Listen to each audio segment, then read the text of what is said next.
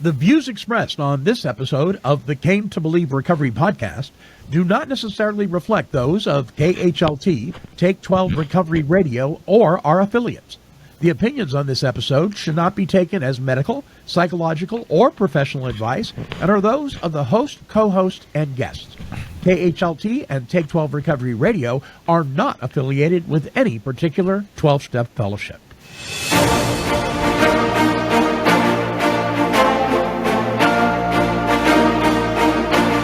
Well, greetings, my friends. I am the Monty Man from Take 12 Recovery Radio, and this is the Came to Believe Recovery Podcast.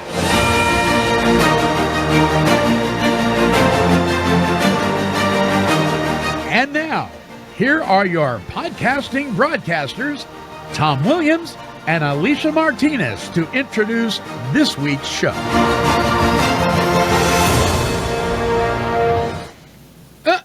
Where's Alicia? Alicia's wearing glasses. Alicia, I was going to say. I am not Alicia, but I'll do my best to portray her. Well, welcome everybody. Tom Williams is here, though. Yeah, I'm Tom Williams. I am a part of Came to Believe Recovery podcast, and Alicia is off today. She's in Las Vegas. She's not gambling and losing her fortune. She's visiting some family, and she'll be happy and back on the show next week. And we have only marginally filling her shoes, Roger McDermott coming in to help us with our discussion today. Sorry, Roger. I just had to take a shot at you. I don't know why I did that. And the truth is the truth, so, yeah. Guys, before Roger, he looks good. He looks good. I always tease him, Tom, and say he looks like he's an air traffic controller with that headset on. Oh, he does. Well, guys, before we went live, Roger and I were teaming up on Monty because he needed it. We were giving him a chance to grow. And then I come on the show and throw Roger under the bus. Like, what's up with that? That's not okay. But yes. I like it. Anyway, I like the views. Yes. So what are we doing this week, buddy? Well, we're going to talk about the fourth step this week and a bunch of stuff about the fourth step. And I want to talk about something else and highlight something before we get into this fourth step. But we just ran a virtual retreat, guys, over this weekend. And took everybody through the steps again. So it's really fresh in my mind. And also the feedback is really fresh from people who were at the retreat. And the same old thing. Why didn't anybody ever tell me this? And wow, I can finally get through my fourth step. And you mean it doesn't take months and months and months? And there's some other conversations that I'd love to get you guys input on that came out of the retreat. But, I want to just touch on something. Because Came to Believe Recovery, we talk about living in the go, right? We talk about getting our lives back. We talk about going back. We talk about being recovered and being successful in all areas of our life. And so one of the examples is, I think, or a couple of them are, I just came back from a diving trip down in Bonaire. Never could have happened while I was drinking and out there in the world. It's not extravagant, but it's things we get to do now. Roger just came back from Peru, where he was down there in the Amazon, enjoying God's creation and doing some things. Monty's up there in Albany, Oregon, but he's going to be jumping on a plane here in a couple weeks to come and help us down in L.A. and Pasadena. And guys, the three of us, I'm sure, I'm going to speak for you guys, but the three of us can tell you categorically that during our drinking and drugging days, we would not be doing any activities like that. We would not be mostly focused on other people and just reaping some of the benefits of being clean and sober. I just wanted to put that out there because we should talk about that some. Yeah, I agree. I know I've been doing this broadcasting thing now for 20 years and I can't believe it. And the people that I've met and some of the places that I've been flown to, I was talking off the air about the Florida Keys. I went to the 12-Step Music Fest and covered that like 4 years in a row and flew out to the Florida Keys during the time of year when it was just perfect weather and met people like Chuck Negron from Three Dog Night and Peter Tork from the Monkees and all these different celebrities that a lot of people didn't even know were in recovery, let alone clean and sober. and going to Boston and New York. One time in New York, I'm going to plan on coming out there some more. Arizona, Roger, you and I went to the Hope Fest in Arizona like Yes, three years in a times. row. Yeah. You know, covering these massive events for the recovery community, and you know, having people on the show like Christopher Kennedy Lawford, Peter Lawford's son, and Artie Kornfeld, the founder of Woodstock, for crying out loud. I mean, I've got a Rolodex with celebrities' home phone numbers, authors, and clinicians. The chief medical officer for the Hazleton Betty Ford clinics. I mean, I would never have guessed in a million years that I'd be rubbing shoulders with these people. I mean, I can wholeheartedly agree with all of that. My life is so good, it's hard to put into words. Yeah. And for the last 27 and a half years, I've never experienced more freedom, joy, purpose, peace, serenity, fellowship. Everything in my life is better as a direct result of being recovered from a hopeless state of mind, body, and spirit. Absolutely.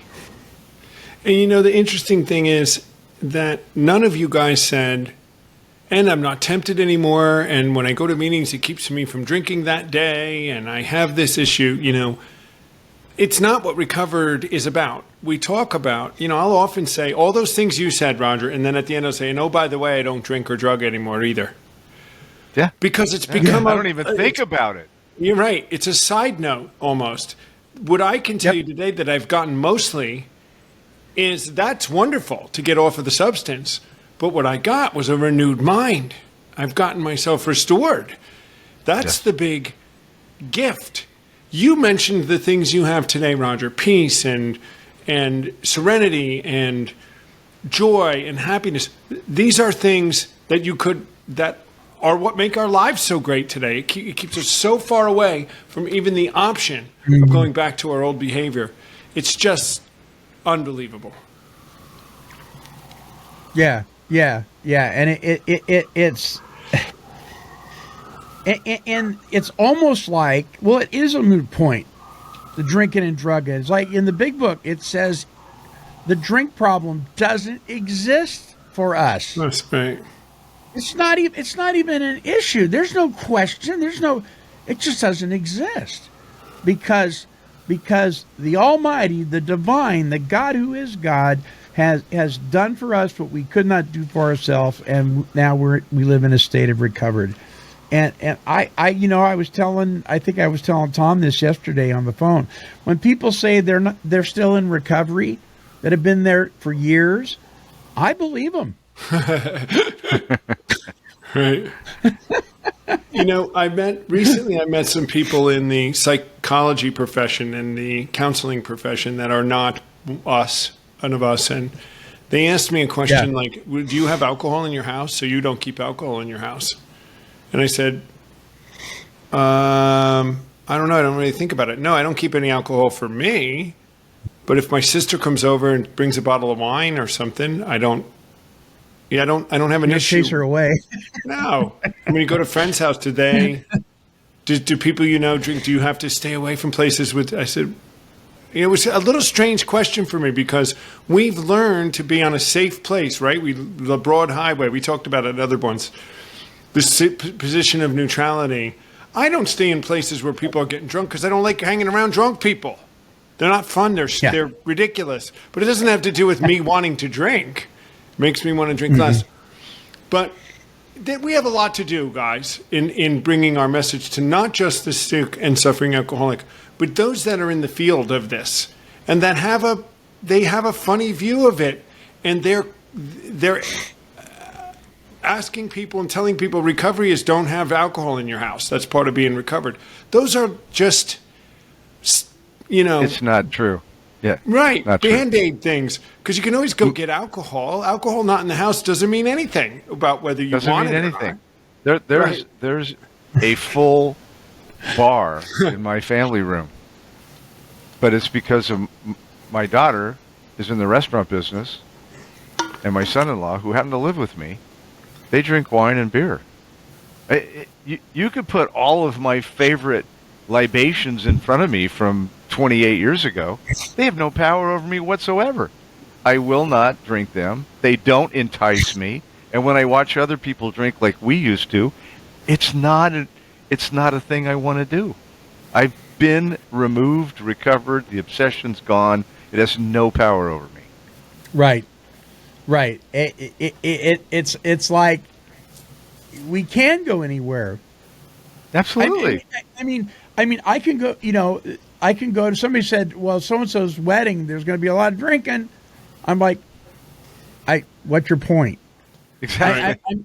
I'm like, I can go and pay my respects, and because I don't like hanging around a bunch of drunk people either, and it's just because I'm embarrassed for them.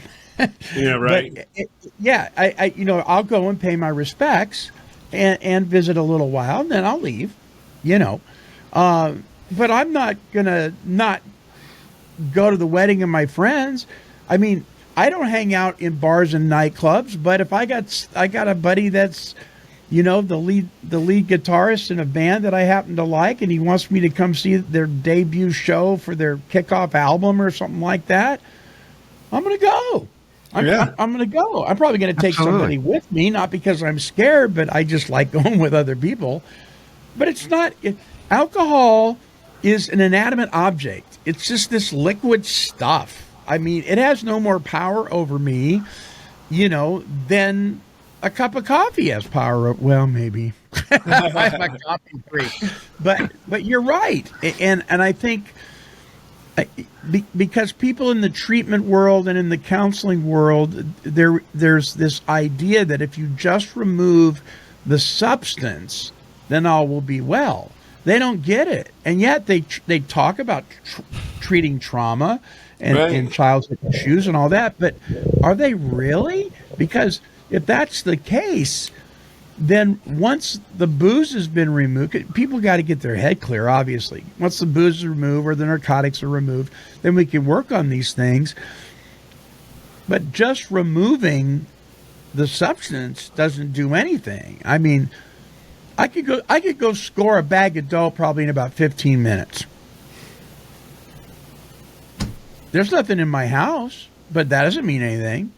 Right. If I was so inclined, I could do that. It's not a big deal, Dale Barker called himself stark raving sober when all he did was abstinent. White knuckling it. We know people like that'd been better off drinking. I tell them, you might as well go drinking. You're going to drive yourself crazy with the way you are. Yeah.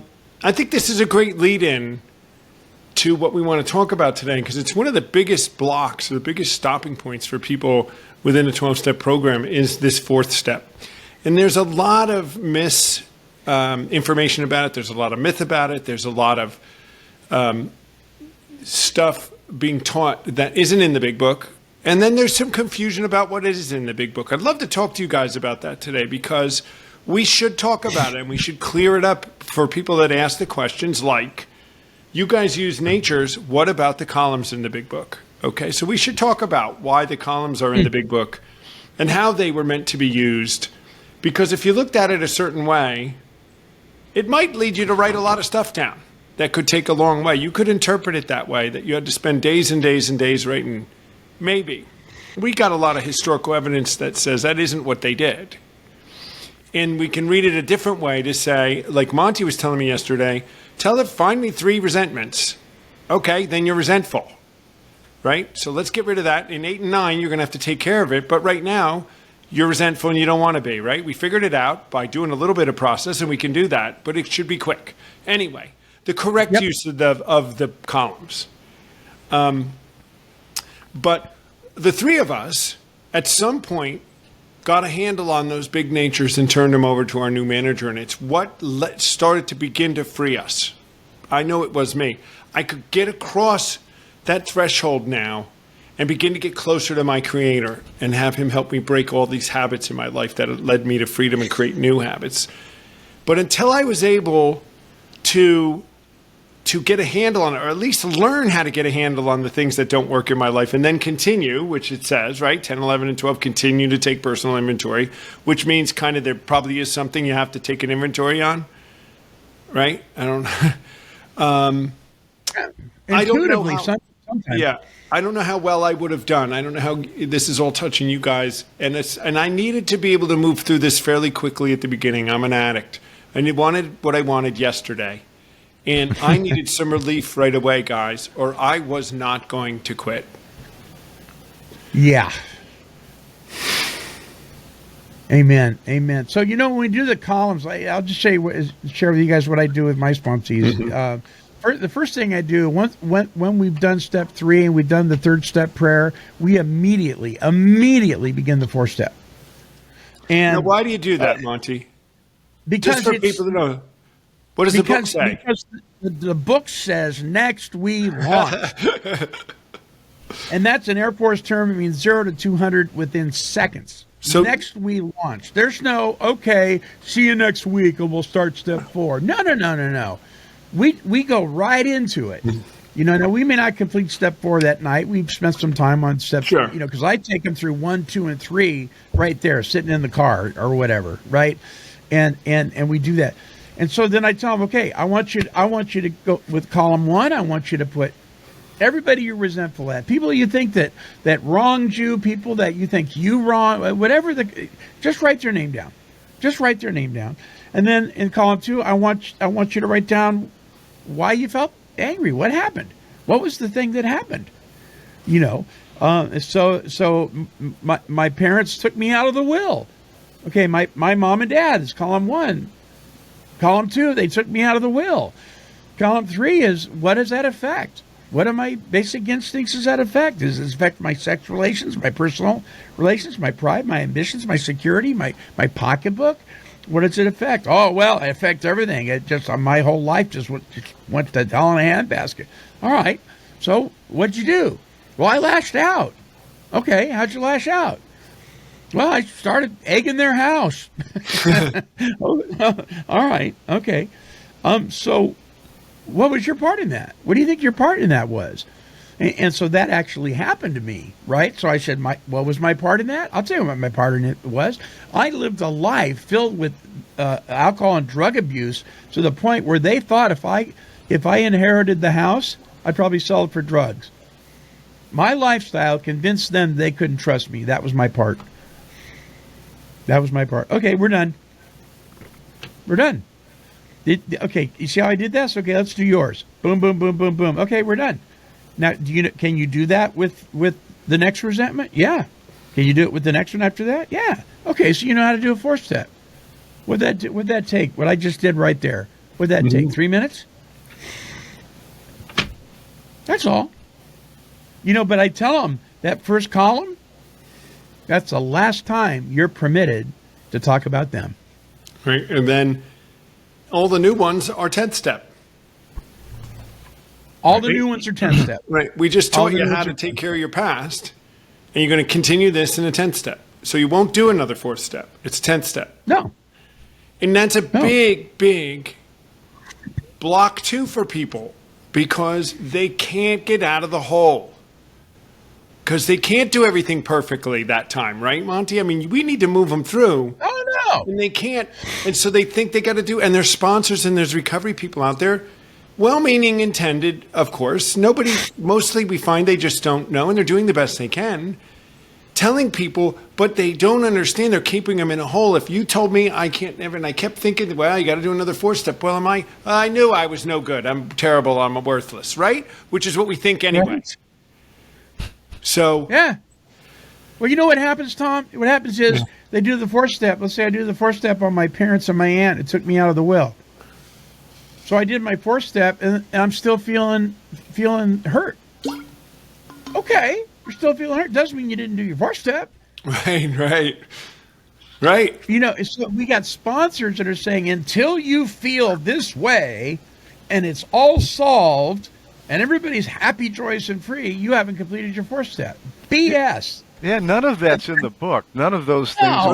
Right. There's no place in the book does it say do another 4 step. No place in the book does it say because you have feelings, you didn't do a 4-step. Right. It's not in the book. Where do we get this stuff? Well, that's a don't get great it. thing too. We did it that show on what's in the book and what's not in the book. And that's a great Yeah. point, Roger. I said nowhere in this, when I was teaching the 4-step just this weekend, there's no place in the big book that says you do it again. No, If you nowhere. if you did this process with me today and you got, like you said, a handle on the things you could get a handle on today and you get this process, you don't have to do this again. They didn't do it again. Right. And they all, And if people you are like, move right, "What?" if you do your 4th and 5th step and move right into 6 and 7, you've just asked for your shortcomings and your character defects to be removed. So why are we Right. going backwards? You know why? Because people think they're supposed to remove their own defects. Doesn't say that. No, it says God does that. Yes. Right. God does that. And so if you're having a problem with God by the time you get to past step 4 and 5 and you're starting to go to 6 and 7, right? I mean, it's going to be an issue because you're going to want to try and do it yourself again. You know, I have a trick question I ask my sponsees.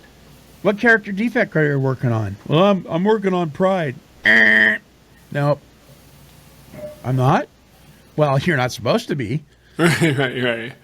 You're supposed to be giving that to God. Did you wake up this morning and say, God, I'm going to be working on all my issues today. Thank you very much. I don't need your help. No, you asked God to help you, show you where you could avoid being selfish and self-centered today, right? You asked God to do that. Well, please let him do his job. He doesn't need you to do his job. He needs you to be available, but then he needs you to get out of the way. Right. I do some similar things like that where someone will say, well, I was dishonest. I'm still dishonest. I say, wait a minute, let's rephrase that. Didn't you turn that over? So you mean you told a lie today? You made a mistake?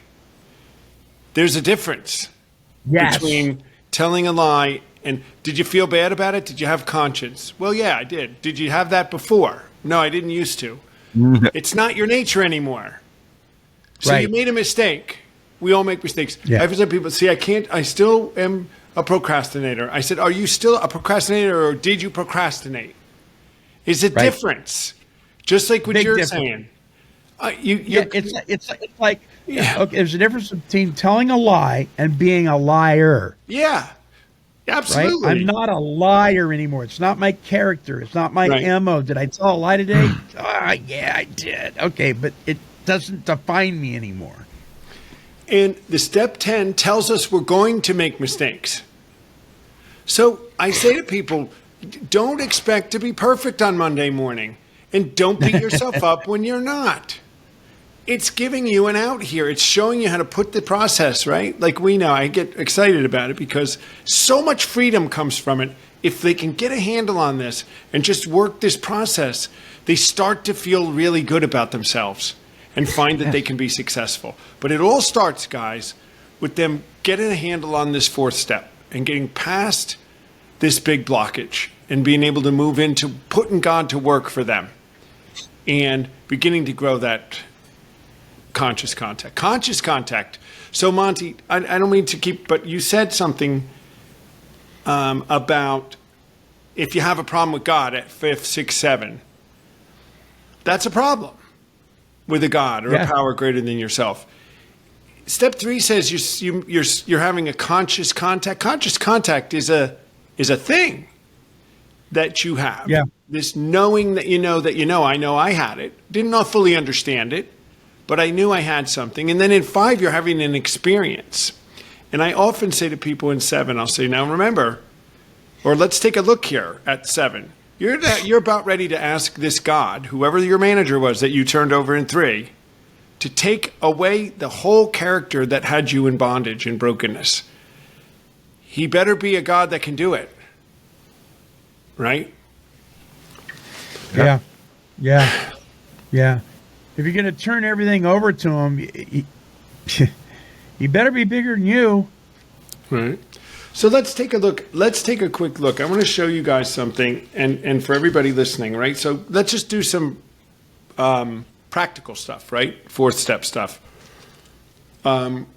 it says that we made a searching and fearless moral inventory ourselves. And funny that it doesn't say list of every single thing we've ever done in our whole lives, and until you do it, you can't get better. It actually doesn't say that anywhere in the fourth step, right?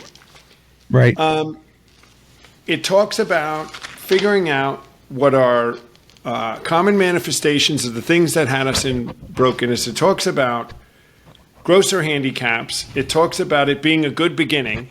And it says you swallowed some big chunks of truth about yourself. And in between it, it talks about the columns, which is at helping you to identify, like you said, Monty, that you have these things. And now what do I do about them for the future? But all of this can happen very quickly. And it did happen very quickly. That is in the book, right? Next, we launched. And then, Roger, when we go into number 5, it says, after returning home, we took an hour. That's like after returning home from doing your 5th step. It wasn't after I was away for a month, right? I returned home from smoke. Why doesn't everyone else read it that way? It's funny the lens people have. And that was a comment we had this weekend. I never read it that way before, Tom. I'm like, and none of the words are different in the big book than they were 100 years ago, at least this part that we were writing. I think the reason this happens, Tom, I think the reason it happens is because people don't understand the big book is meant to be taught, not read. It's meant to be taught. You don't just hand the big book to somebody and say, okay, go work on this. That's why we have mentors. That's why they didn't call them sponsors back then. They call it, spiritual advisors and mentors. Right. But that's why we have each other, is to do this. That's why there's this huge responsibility on us once we've had a spiritual awakening as a result of these steps to continue. That's part of our 12 step, to continue in carrying this message, because people don't know how to walk when they don't know how to walk. By the way, guys, I have to confess to both of you, it was 18 months between my 3rd step and my 4th and 5th. And it wasn't because I was afraid. It wasn't because I didn't want to do the work. It was simply because I was lazy. 100% lazy. Yeah. And procrastination was my middle name. So all I did in hindsight and after the fact was restrict and retard my recovery by 18 months. There was absolutely no reason to do what I did other than I am lazy. And my sponsor gave me enough rope where he was willing to let me hang myself until one day I walked out of a meeting and he said, Roger, what are you doing today? I said, I'm not working. He said, he told me, go to the Huntington Beach Library and call me when you get there. And I went, okay, why? I want you to go there and finish your 4th and 5th step, or 4th step, and call me when you're done. I went, wow. So I called him when I got there. He said, get on your knees, we're going to do another 3rd step prayer. I got on my knees to the 3rd step prayer, and I don't know what it was. It was like 2 or 3 hours. I was completely finished with my 4th step. Said, be at my office at 8 a.m. the next morning. I went there. We cried. We laughed. I was done with the 5th step and on to 6 and 7. It was a complete waste of time, the 18 months. Just ridiculous. But that's what I did. But what you had going for you, though, too, brother, is you had a sponsor that was committed to your recovery. And so I am sorry, but there's a lot of lazy sponsors out there. Yeah. They're lazy. They do the 3rd step prayer and they go, okay, I'll see you next week and we'll start this thing, because they're lazy. Right. If you're going to be a lazy sponsor, don't sponsor. Right. Stop it. You're hurting people. Sorry. That's almost a mic drop. But it's important. I mean, this is common, Roger. I've heard a lot of people say that, and they'll say things like that to you too. Why did they wait? Once they did, I don't know why they waited. It wasn't necessary. Yeah.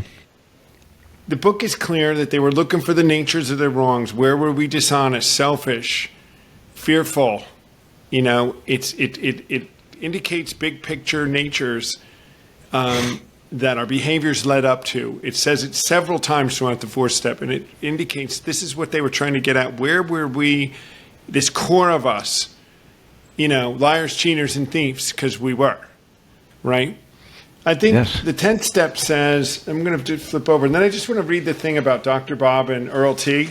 because it makes it not us saying it, you know, guys. It makes it an example, because some people say, well, what are you guys, you know, we're not, we didn't make this up. We're just No. spreading this truth, right? We didn't. I wish we did, right? If we could have done this. But the 10th step says, there's a part here that says, it's how you do your 10th step. And it says, I wish I could flip the pages, right? Oh, here it is. Continue to watch for selfishness, dishonesty, resentment, and fear. And I will many times say, there's a 4th step for me. Why can't that be the bulk of my 4th step? I lived on those things. Now, all the things I did because of that is what had me in brokenness. And if I can keep a handle on that thing, 8 and 9, I got to fix everything. For the 4th step, you're fixing all the stuff that came underneath that. But now in the 10th step, I got to watch those 4 things. Can't you do that? Can you watch those big picture natures? People are always like, huh?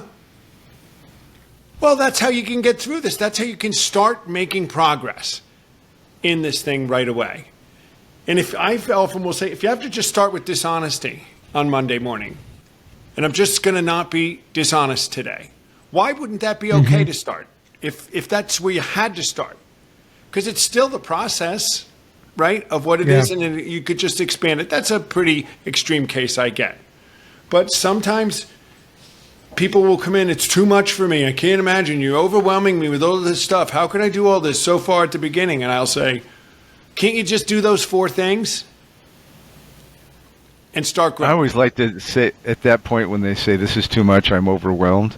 Right. I always take them to Dr. Bob's Nightmare at the end of the story where he says, if you, because we were committed to drinking, drugging, and all the other things, there was nothing that would stop us from doing anything. And I mean nothing. None of us. And they look at me and go, yeah, you're right. So, well, Dr. Bob said, if you take 50% of that commitment and that energy and put it into this program, he said, we have a program we know will never fail you. And your Heavenly Father will never forsake you, never leave you. 50% of the energy that we were 100% committed to getting drunk and loaded and all the other dastardly things we did. It's like, I've never had anybody say, well, I could do that. 50%. The program will never fail you. Quote, unquote, Dr. Bob. Never fail you. Never. Yeah. I even heard Bill said he wanted to change. Rarely have we seen a person fail. He wanted to say never. But he wanted to say never. He went as far as saying if there was one word I would change, that's the word. Rarely. Yeah. Yeah, to never. Yeah. So let's read. I want to just quick read this, and then we can talk about it a minute. And I'm watching our time, but I mean, 4th step podcast should be like a whole show, right? The 4th step podcast show, right? And we ongoing. Yeah. This is an excerpt from the big book on page 291 and 292. I don't think it's in the 4th edition. They've taken it out. It's in the 3rd edition, though. And it says, the day before I was due to go back to Chicago, Wednesday, in Dr. Bob's afternoon off, he had been down to the office where we spent 3 or 4 hours formally going through the 6-step program as it was at the time. So here's a guy with Dr. Bob, the, noted co-founder of Alcoholics Anonymous, the guy who helped write the content of the big book, or at least come up with it and help Bill Wilson to design it and this program. He's only spending 3 or 4 hours with somebody to take him to the program. Mm-hmm. This is when it was the most successful, when they were writing this thing that started everything. 3 or 4 hours. That's all he did. We didn't make this up, right? And then it says, at the moral inventory, and I read this is what I said at the retreat the other day. Bob got out 3 big pads of yellow paper and 4 pens and told me to begin writing my life story, starting back. I'm like, oh, wait a minute. The book, no, it doesn't say that. It says at the moral inventory, he brought up some of my bad personality traits and character defects, such as selfishness, conceit, jealousy, carelessness, intolerance, ill temper, sarcasm, and resentments. That's what Dr. Bob did with people. Yes. It's right here. And Clarence did this too. And so did Bill Wilson. and the gang in It's Cleveland. focusing on the nature. It's Right. focusing on the nature. Yeah, we don't need to be talking about the ugly, disgusting, because we all know that stuff's there. But because even no matter how gross your behavior was, it's still a symptom. We need to focus on the nature of it. What was fueling that? Was it selfishness? Was it jealousy? Was it pride? We need to figure out what's fueling it. Who cares about the car? I need to know what kind of gas I'm sticking in the stupid thing. You know, when I did my 4-step, I didn't have the workbook, and so I did the columns. And what happened was it became so redundant. Everything that I got in the 3rd or 4th step, it was the same thing. It affected it was like I could have completed that in 2 or 3 lines because everything was the same. Right, When you look at the workbook, there's 17 to 19 sort of character defects. But what I like about it is it's got the negative on the left, and it's got the positive on the right. Yeah. So you have the problem and the solution on the line. Boom. Do There it. you You're go. done. Here's the problem. Here's the solution. Move right on down the line. And it's like it made it so simple and clear. I went, wow. And that's the way Clarence and Bob did it, right? That's the way they It's did it. the way he did it. Yeah. It's the way they did it. Now, Yeah. we know just historically, and I don't know, Monty, you may have some information on this after talking to like Dick Burns and Ken Burns and that group of people, but Yeah. Clarence told Steve Foreman, who he sponsored in Jack Rapp, that there was a bunch of them that didn't want that columns part in the 4th step. They said Yes. that was really 8th step stuff. Because coming to people, the names and the things that were wrong really had to do with you now needing to go do amends. So it really, there was an element that wanted it in the 8th step. But what if that was there? Wouldn't that clear up a lot of the confusion that goes, because you guys understand how to use those columns the way they were meant, but it is taken way to the extreme in some places. And the bottom line is it's keeping people sick and keeping people down, and it's very discouraging, and people walk away, and then they die sometimes. Yeah. Yep. Well, Tom, that's why I go through it quickly. That's why I just personally, I just say, when it comes to resentment inventory, we're going to do 3. Right. You know, the first one we're doing because you've never done it. The second one we're doing it because you're familiar with the first time, and the third one we're doing, and we're all doing it. It's about 3 minutes, is so you can get a little practice down. Okay, now we're done. Well, I still got more resentments. That's fine. That's fine. You'll have a lifetime to work on. You know, you're being a knucklehead. Okay, let's go to the fear inventory. What are you afraid of? I'm afraid of spiders. It's not what I'm talking about, knucklehead. What are you afraid of? I'm afraid of failure. Okay, write it down. I'm afraid of failure. What are you afraid of failing at? You know, and then the same with the sex and harms done inventory. You know, it's and they're all, like Roger said, everything in all of those is fueled by the same stuff, right? And so when we get that, we could add tons of inventory lists, you know, topics and symptoms. We could go on forever, but they only did resentment, fear, sex, and harms done. Right. Because they knew, okay, we're going to do a few of these so you can kind of get down how to do this intuitively, because later you're not going to have to walk around with 3x5 card, note pens, and highlighters, you know, every time something ticks you off. You're going to be able to intuitively go, oh, oops, that was a thinking error, and being able to handle it. You're going to know how to, what a gift. I was sharing with Roger on yesterday's show, the taping of a show coming up, that I was in a meeting, and my sponsee was celebrating his 1 year, and he didn't show up. And immediately I started thinking about me. Well, I've worked with this guy for a year, and he doesn't have the cojones to show up to get his coin. And as soon as I thought that, immediately, right, my better self said, you're being selfish. But it was immediate. Now, in the old days, that wouldn't have been the case. right? But now I intuitively know how to handle situations that used to baffle me, and I was able to correct it, and I was done with it. I didn't have to sit down and write out a journal. And that's a 10th You step. need to write a book on that. Yeah, and that's a 10th step. That's basically what you did. That's a 10th step. Yeah, It's a classic absolutely. example of how we live today. And it came from the fact that you learned about it in the 4th step, that this is why you do that, because you're selfish. When you Yeah. feel that feeling, God took that away, and I just made a mistake. Yep. Grab it, move on. Yeah. Right. Yep. Oops. Yeah. Oops. You know, whether it's either it's giving me resentment, or mad at somebody because I'm not getting something. I'm being dishonest because I'm going to just lie, cheat, and steal my way out of it. I'm doing this out of fear, or it's selfish. Right? There's 4 big things. I always can ride it up to one of these 4 things that do not define me anymore, and that's the thing. Because I love that you said, Roger, pointing out that the right side of the sheet has the other character that we're going to now be defined by. Right. So it's not bad news, it's good news. Shake Yep. this side off, you're going to move to the right side. And that's who I am today. Yeah. I may not act that Yeah. way all the time, but that is who I am. Whew. So why do you guys think that people are so fearful? Because one of in the topic we said, what's all the fear about?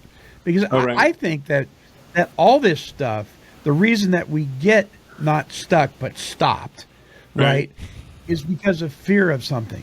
And I suspect some of that fear is unconsciously by well-meaning people instilled in us because we want to keep people sick. Because if they get well, we don't know how to deal with that. So I don't know.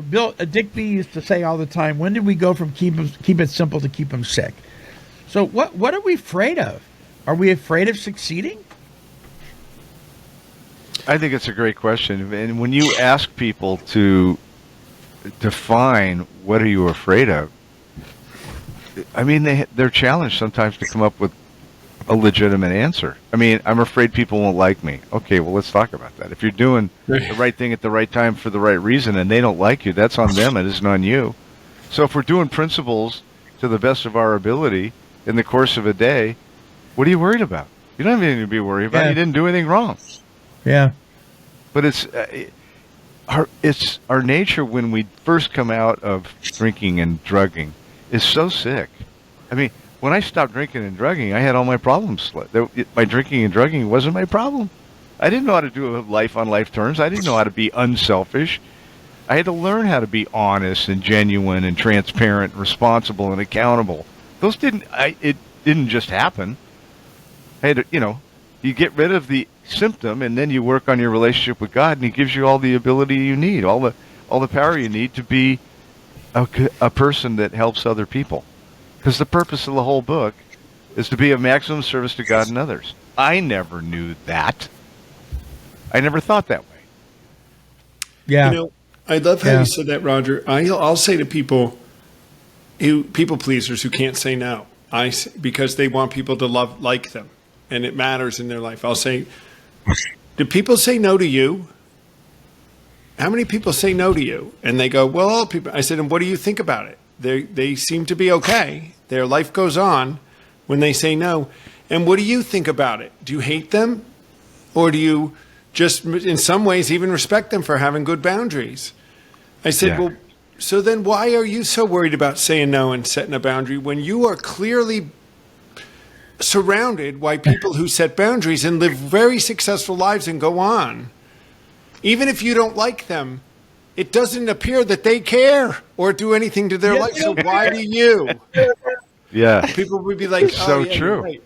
Right? Oh my God. Okay. On that note, we got to take a short break. We come back more about what is all the fear about on this Right. step 4 thing with Tom Williams and Roger McDermott standing in for Alicia Martinez. Alicia, we love you. We miss you. And we're excited to have you back on as soon as possible. Don't go away, folks. We'll be right back.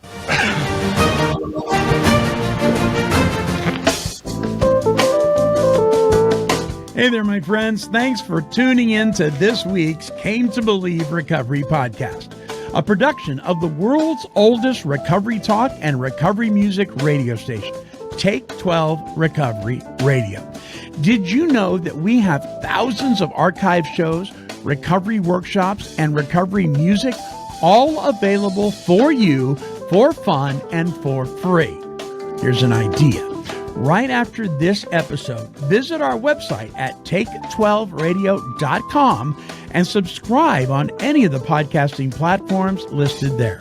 Why not begin enjoying the best in recovery talk and recovery music, all at take12radio.com on your internet dial.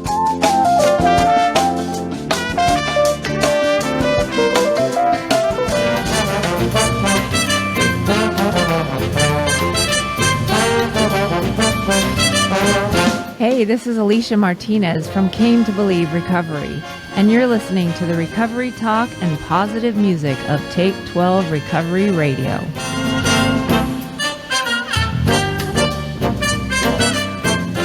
Welcome back to the show. You've tuned in to the Came to Believe Recovery podcast. This week on the show, Tom Williams, CEO of Came to Believe Recovery.org, and Roger McDermott, the ever popular co-host here at Take 12 Recovery Radio from Huntington Beach, California, where the gnomes roam free. Right, Roger? Yes, The gnomes? indeed. The gnomes are invading from Albany, Oregon. So we've been talking about step 4. What is all the fear about?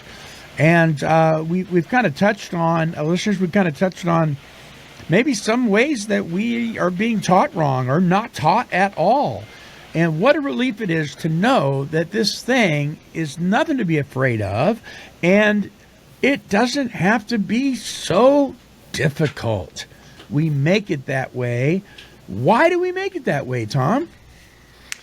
You know, I think I'll step back a second and say that the process should allow you to have it not be so difficult at step 4. So it may be, Monty and Roger, that people are not connecting in step 3 with a power that can, like, enliven them, all right? There you go. So here we go into 4, where we're going to start having to admit some faults. And the very thing that we protected ourselves with, which was this facade of a life, until we've been touched by a power and admitted we were powerless and needed a power and connected with that power, I think that then the fear remains. And then it is very difficult to do a step 4. That's why they put it after 3. Because they didn't say first we're going to do an inventory and then we're going to go make amends. Who would do that, right? And then down the road here, Right. we'll connect you with the power. They knew that if you didn't get to that place. So I think that's the root of a lot of it, is that they haven't really surrendered. And then this is a difficult thing if you're not surrendered and wanting to shake it off and get some humility. That's just my 20 plus years experience dealing with people, my 2 cents. What do you guys think? I totally agree. It's like I use a lot of scriptures that are my life scriptures, and I say to somebody, well, if God loves you and God be for you, then what's your problem? He already knows everything you've done from the time you were born to the time you die, and he's not mad at you, and he loves you, and he demonstrated that. So what are you afraid of? It can't be God, because he's not mad at you. So if you really surrender to a power greater than yourself, which we call God, then you shouldn't be afraid of anything. He already knows everything you've done, and he's already forgiven you. So what's the question?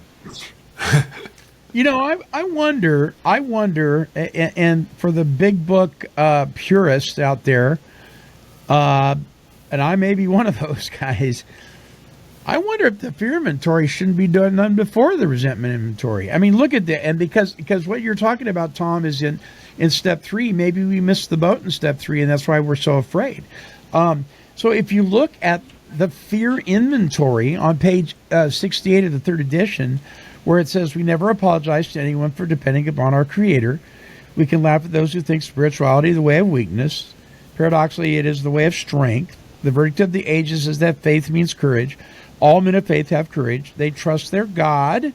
We never apologize for God. Instead, we let him demonstrate through us what he can do. So we don't do it. He does it. We ask him to remove our fear and direct our attention to what he would have us do. And what's the result? At once, we commence to outgrow fear. Wow. Why? Because instead of we ask him to remove our fear. So if we ask him to remove our fear, and the promise in this inventory portion is that at once we begin to outgrow it. Maybe if we're outgrowing fear, we can move into the resentment inventory a little better without freaking out. I don't know. Just a thought. Well, That good portion point. you just read said it all. Mm-hmm. Said it all. It did. What a promise. I mean, the I'm point is scared we're to turning our will, our thinking, and our actions over to him. Yeah. So And what at am I once afraid we of? outgrow fear. Right. Yeah, at once. At once. Not in a week, not in a month, not in Right. 6 months, not in 6 years. At once. It Right. starts to fall off. Right. You know? I love what you say, Roger, because it's so true. Of if what are you afraid of? If this is the God that knows it all and knows everything. When I bring people at the 7th step, and I'm sure you guys do the same kind of thing, is I say, let's all just, even if you don't believe it, let's just follow me on this for a second, okay? You turned your will over to a God, an all-powerful, supernatural creator of the universe, God. He's God. You've been honest about everything. He's a God that has the power to do anything, okay? And in 7, you ask him to remove the natures that are wrong. What if he does it? If he does it and they're gone, start acting like it. And they all look at me. I go, just bear with me. What would you do if everything we're telling you is true? How would your life be? And we're here to tell you it is true. He took them. Yeah. Then, as you say, Roger, what do you got to be afraid of? Move on. I don't think anybody's ever asked people that question and have them actually talk about it and say. Because sometimes they stumble to identify, well, when you get them to talk about it, because they can't make sense of it. They don't know what they're. A lot of times they don't know what they they're don't. afraid of. They Yeah. just know that they're fearful. They Yeah. just, and you know what? I think when you do know what you're afraid of, well, I'm afraid to turn my will, my life into the care of God because He's my heavenly Father, and my Father beat me silly. Okay, now we can identify some things and we can move through that. Yeah. But and that happens Right. once in a while. But most of the time, it's like I'm not sure what I'm afraid of. I'm just scared. Yeah. Yeah. You know, Unknown. okay, well, and I think, I don't know if this is actually true, but in my personal experience in working with people of faith have a harder time with letting go of what they're afraid of than people with no faith. What's up with that? What's up with that? I don't have an answer that makes sense, Monty. I don't either. That's I don't a whole because show. of the Apostle Paul. If you're following Scripture and you're following the directives of the Apostle Paul, when he says every day I take off the old, I put on the new, right? That's living in the go, man. That's Yeah. a 10th step. That's Paul a did a 10th 10th step 10th step. every single day. That's I what know. Paul did. Isn't it great? Isn't it great?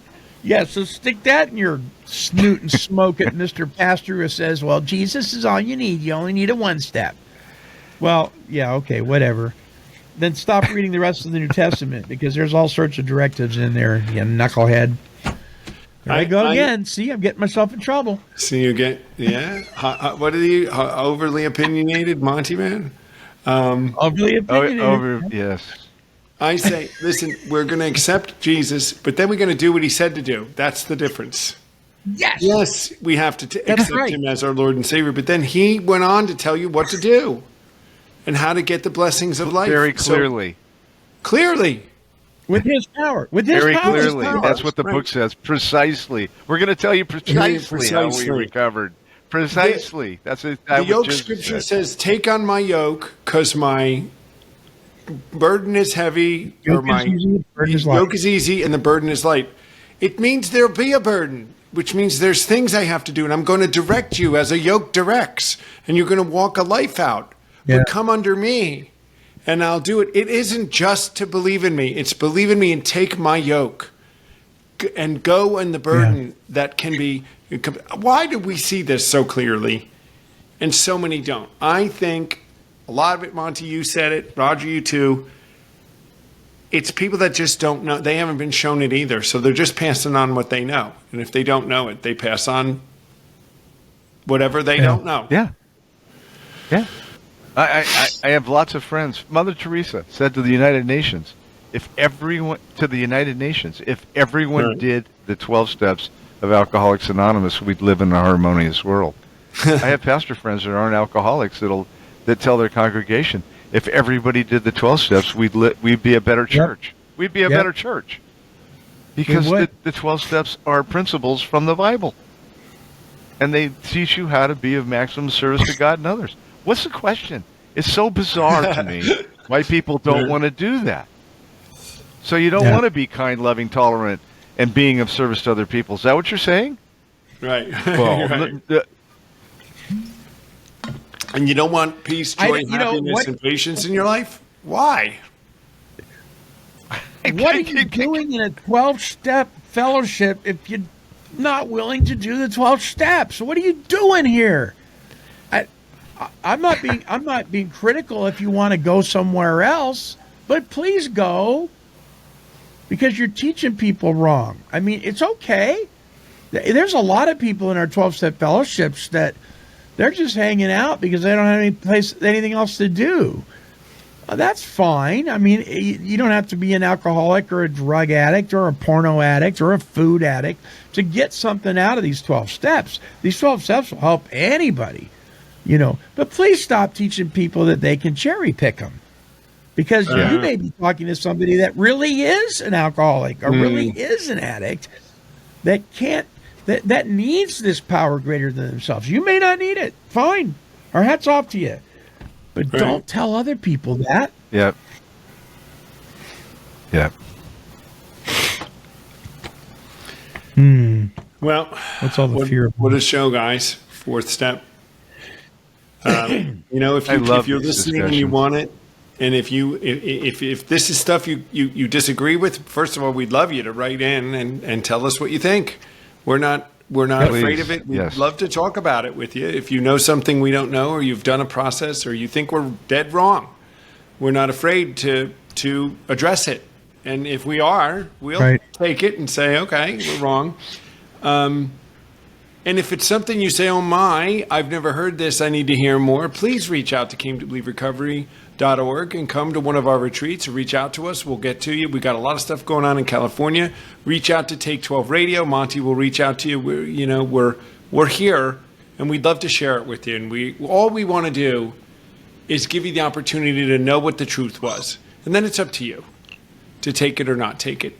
But we're just passionate about stopping this ignorance that goes around, and it's keeping people in bondage. So we've got to get the message out. Do you know about this?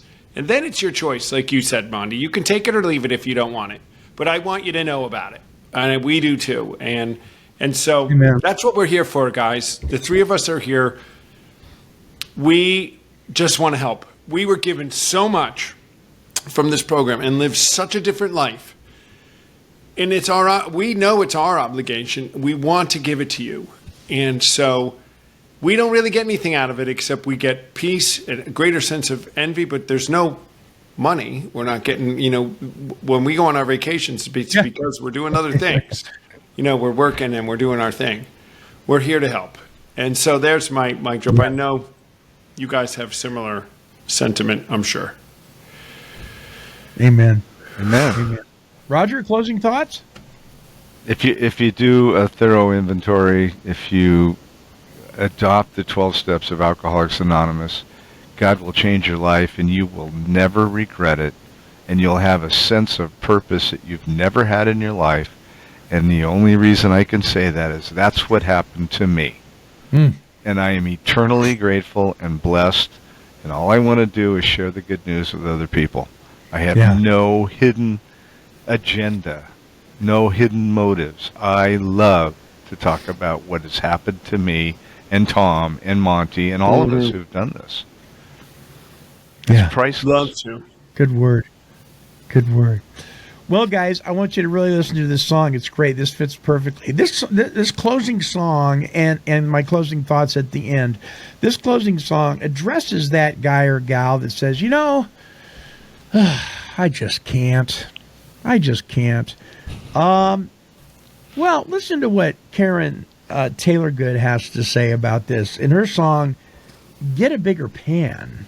Here's Karen.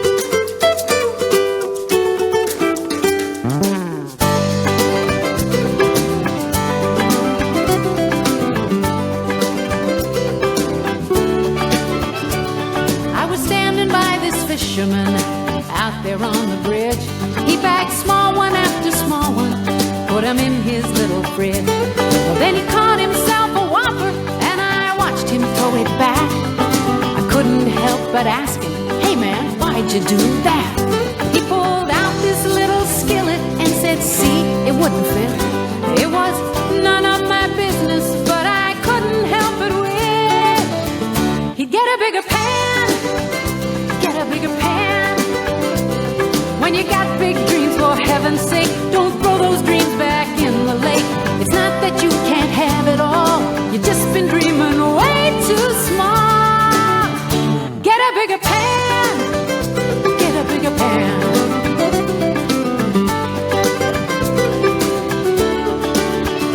I've been thinking like that fisherman more times than I can count. Every time I felt unworthy, ran myself down. I'd get afraid and wouldn't play what I had there on the line, thinking that the big fish couldn't possibly be mine. But there's another fish to fry, and there's another day. Next time I hook the big one, I won't let him get away. I'll get a bigger pan, get a bigger pan. 'Cause I got big dreams, for heaven's sake, won't throw those dreams back in the lake. It's not that I can't have it all, I've just been dreaming way too small. I'll get a bigger pan, get a bigger pan.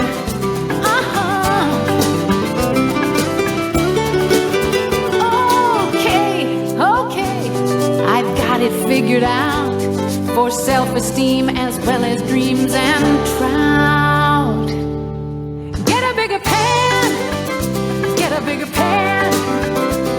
When you got big dreams, for heaven's sake, don't throw those dreams back in the lake.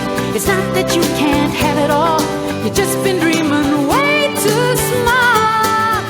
So get a bigger pan, get a bigger pan, get a bigger pan, get a bigger pan. Get the bigger, get the bigger, get a bigger pan, get a bigger pan, get a bigger pan, get a bigger pan. Great advice from our good friend Karen Taylor Good. It has been said that FEAR, the acronym, stands for false evidence appearing real. So instead of focusing on what appears to be real, let's look at the truth of reality, the first fruits of an inventory. So reading from the 12 Steps and 12 Traditions, AA Conference Approved Literature, on page 49 it states, so when AA suggests a fearless moral inventory, it must seem to every newcomer that more is being asked of him than he can do. Both his pride and his fear beat him back every time he tries to look within himself. Pride says, you need not pass this way. And fear says, you dare not look. But the testimony of AAs who have really tried a moral inventory is that pride and fear of this sort turn out to be boogeymen, nothing else. Once we have a complete willingness to take inventory and exert ourselves to do the job thoroughly, a wonderful light falls upon this foggy scene. As we persist, a brand new kind of confidence is born, and the sense of relief at finally facing ourselves is indescribable. These are the first fruits of step 4. You know, though it's not always easy to step up to the plate, once we're there, we can be assured that fear, the false evidence that appears so real, is nothing more than a boogeyman. It's something to think about.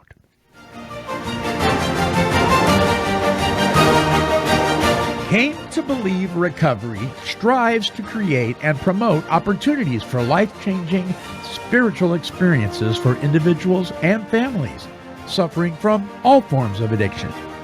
For more information, help, and support, visit cametobelieverecovery.org.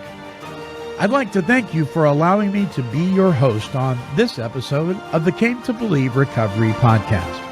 And I would encourage you to like, bookmark, and subscribe to this show. When you do, you will join the Take 12 Recovery Radio family and will be notified of all of our recovery-focused shows throughout the week. Until our next broadcast, when we provide the essential spiritual tools needed to thrive by sharing our experience, our strength, and our hope through our stories of how we came to believe. This has been a production of Take 12 Recovery Radio. Kitty, kitty, kitty. Meow. Woof, woof. This has been a Chicken and a Pig production.